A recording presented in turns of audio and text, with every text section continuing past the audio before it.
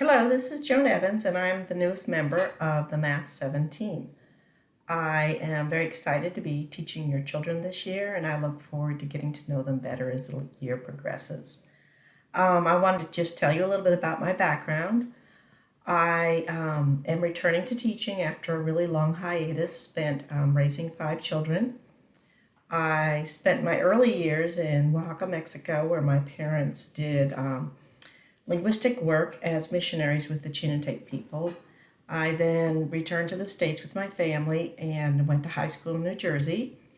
When I graduated high school, my family moved to Texas, and I have lived here in Texas ever since.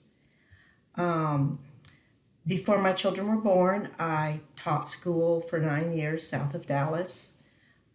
I taught history first, and then I went to math in middle school and then in high school. I really enjoyed teaching, particularly math. I just love math. I've actually raised, out of my five, four of them are somewhat nerdy in the math area. And I'm really excited to be here at Spring Branch Middle, particularly because all five of my children went to school at Spring Branch Middle and then went on to graduate from Memorial High School. They received an amazing education. My husband and I were really thrilled with the education they received, particularly at Spring Branch Middle. The math departments at Spring Branch Middle are truly amazing, and I feel very honored to be a part of this team. Please know that you can reach me via email anytime you have a question or concern, and I will try to get back to you promptly. Again, I look forward to getting to know your children better this year, and I look forward to working this year at Spring Branch Middle. Thank you. Now, what we want to do today is focus on what the course is going to be like, as well as where to find things on It's Learning, as well as Go Formative and iExcel. So, comprised of the 7th grade math team, we have Miss Evans, Miss Manguno, and myself, Mr. Perkins. Our room numbers are here just in case you need it. The goal for this presentation is to go over the syllabus, the exams, tutorials, retests, as well as the 7th grade math curriculum, some Zoom expectations, taking a look at It's Learning, as well as talk about what we're going to do with Go Formative as well as iExcel. So here I just have a general schedule of what students will go through every single day in terms of moving between classes for both in-person as well as online learning. Now, here's the syllabus. Parents, you have access to this through It's Learning, and you could view it at any time. Disregard these tutorial dates and times. We're going to go ahead and talk about that in a future slide. So the main thing I want to focus on here is making sure that you have your students bring a spiral notebook as well as a composition notebook that we'll be using for both notes as well as practicing work in class. Make sure they also have a pencil every day. Now, in terms of textbooks, we do have online access to textbooks for PreAp. We have both the 7th grade and 8th grade textbook accessible to them, and then for 7th grade academic, we have just the 7th grade textbook available to them. Our test days are going to be generally Fridays, and our alternative days are going to be Wednesdays. So let's go ahead and talk about exams, tutorials, and retests. Our exams comprise of quizzes, which are going to be 20% of the student's overall grade, as well as tests, which are going to be 50% of the student's overall grade. Now, if a student has to take a retest, meaning they got below a 70, then they could take their retest in the morning with Mr. Perkins from 8:10, from 8:10 on, or on Wednesday afternoons with Miss Evans from 4 p.m. on.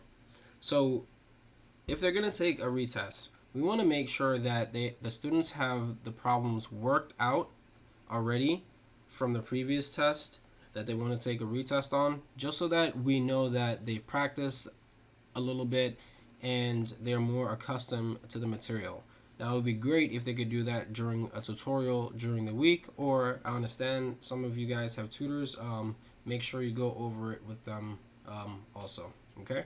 So, our tutorials here has Miss Evans Tuesday morning in person starting at 8:10, Wednesday afternoons in person as well starting at 4 p.m. with Miss Manguno, Tuesday morning in person starting at 8:10, and then Thursday afternoon in person starting at 4 p.m. Then you have myself, Tuesday morning virtual students only starting at 8 o'clock, and then Wednesday morning virtual students only starting at 8 o'clock. Then Thursday morning, I'll have in person starting at 8:10. Okay? Now, this is going to be our units of study for PreAP. As you can see, we have 12 units. We're going to go through units 1 through 6 in the first semester, and then units 7 through 12 in the second semester. For academic, units 1 through 5 in the first semester, and units 6 through 10 in the second semester. As you can see, a lot of them are similar, but for the PreAP courses, we go over a lot of the 8th grade topics. That's why it seems like they have more units. Well, yes. So next, we're going to go over our Zoom expectations. Please, students, make sure you are dressed appropriately for video conferencing.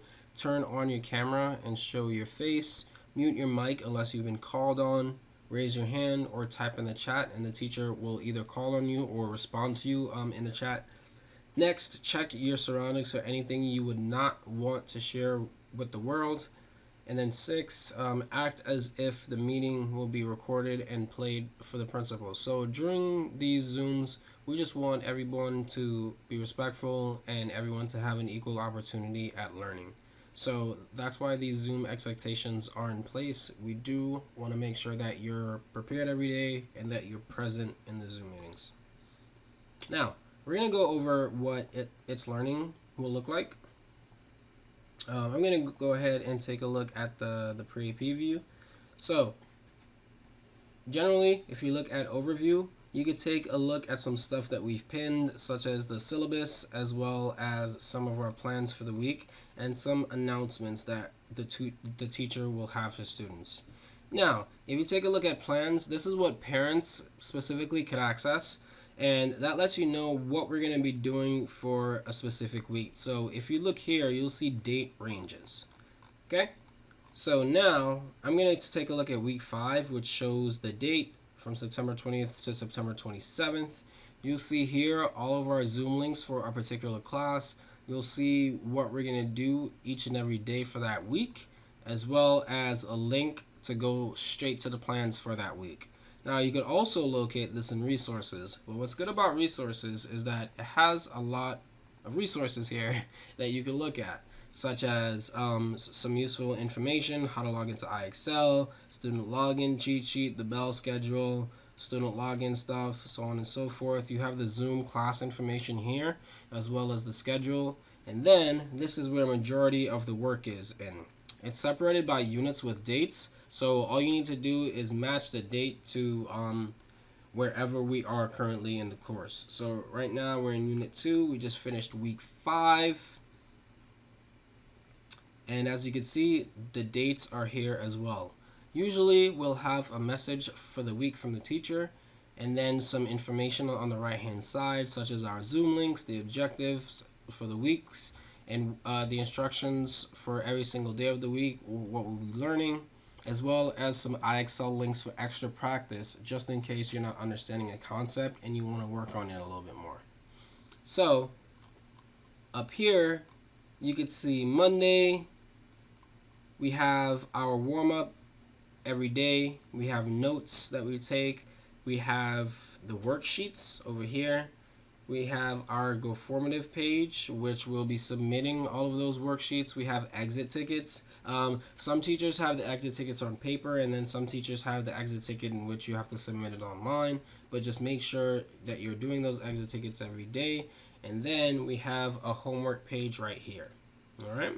And the homework is usually just going to be a video, which you could watch, and then the Zoom link will be there as well. Now, in terms of Go Formative, this is what you'll see. So this is an assignment. Number 1, as you can see, is red, so that means that that's the wrong answer. Number 2, which is going to be right here, which is the second answer, you could see in green.